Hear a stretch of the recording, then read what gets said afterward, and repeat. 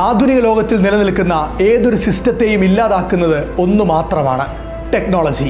ക്യാമറയ്ക്ക് മുന്നിൽ നിൽക്കാൻ കൊതിച്ചവരുടെ കൈകളിൽ മുന്നിലും പിന്നിലും ക്യാമറയുള്ള സ്മാർട്ട് ഫോണുകളും ഒപ്പം സോഷ്യൽ മീഡിയയും എത്തിയതോടെ ജനങ്ങളുടെ തന്നെ ഓഡിയൻസായി. ഓരോരുത്തരും അവരുടേതായ സ്റ്റാർഡം ഉണ്ടാക്കി. ഇവിടെ തന്നെയാണ് വാഴ 2 നേടിയ ബ്ലോക്ക് ബസ്റ്റർ വിജയം ഒരു സോഷ്യൽ മൂവ്മെൻ്റായി മാറുന്നത്. ഈ സിനിമയുടെ ഏറ്റവും വലിയ പ്രത്യേകത ഇതിൽ അഭിനയിക്കുന്നവരിൽ പലരും പരമ്പരാഗത സിനിമാ പശ്ചാത്തലത്തിൽ നിന്നുള്ളവരല്ല എന്നതാണ്.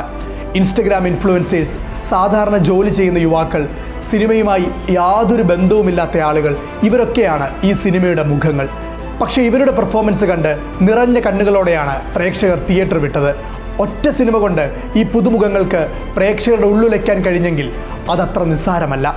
വാഴ 2 എന്ന സിനിമ നമ്മോട് പറയുന്ന വലിയ കാര്യം, ജീവിതത്തിൽ ഒന്ന് തിരിഞ്ഞു നോക്കിയാൽ നമുക്കായി ബാക്കിയുള്ളത് നമ്മുടെ കുടുംബം മാത്രമാണെന്ന് മനസ്സിലാകും എന്നതാണ്.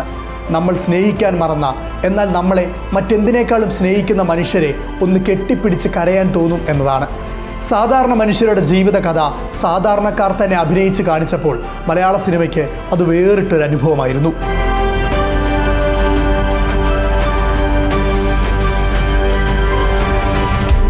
ഈ ചിത്രം ഒരു വലിയ ചോദ്യത്തിന് ഉത്തരം നൽകുന്നുണ്ട്: സിനിമ ആരുടേതാണ്? വർഷങ്ങളായി ഈ ചോദ്യത്തിനുള്ള മറുപടി വ്യക്തമായിരുന്നു: ചിലരുടെ. പക്ഷേ വാഴ 2 പറയുന്നു, സിനിമ ചിലരുടെയല്ല, എല്ലാവരുടെയുമാണ്. ഈ സിനിമയുടെ വിജയം ബോക്സ് ഓഫീസ് നമ്പറുകളേക്കാളേറെ അത് ജനങ്ങളുടെ മനസ്സിലുണ്ടാക്കിയ മാറ്റത്തിലാണ്.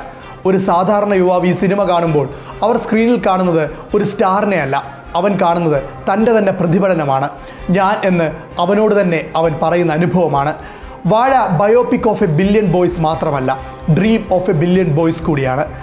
മലയാള സിനിമയുടെ ചരിത്രം നോക്കിയാൽ അത് പല ഘട്ടങ്ങളിലൂടെ കടന്നുപോയി. ഒരിക്കൽ ശക്തമായ കഥകളും പ്രകടനങ്ങളുമായിരുന്നു എല്ലാത്തിനും മുകളിൽ. പിന്നെ സ്റ്റാർഡം അതിനെ നിയന്ത്രിക്കാൻ തുടങ്ങി. പിന്നീട് ന്യൂ ജനറേഷൻ സിനിമകൾ ഒരു പുതിയ ദിശാബോധം നൽകി. എന്നാൽ ഓരോ ഘട്ടത്തിലും ഒരു കാര്യം സ്ഥിരമായി തന്നെ തുടർന്നിരുന്നു: അവസരങ്ങളിലെ അസമത്വം. വാഴ 2 ആ അസമത്വത്തെ നേരിട്ട് തന്നെ ചോദ്യം ചെയ്യുന്നുണ്ട്. ഇതൊരു സിനിമയുടെ വിജയം മാത്രമല്ല, ഒരാശയത്തിൻ്റെ കൂടി വിജയമാണ്. കഴിവ് ആർക്കും ഉണ്ടാകാം. അതൊരു ഫിലിം സ്കൂളിൽ പഠിച്ചവരിൽ മാത്രമല്ല, അത് ഒരു ഗ്രാമത്തിലെ യുവാവിലും ഉണ്ടാകാം, ഒരു ഡെലിവറി ബോയിലും ഉണ്ടാകാം, ഒരു കോളേജ് വിദ്യാർത്ഥിയിലും ഉണ്ടാകാം.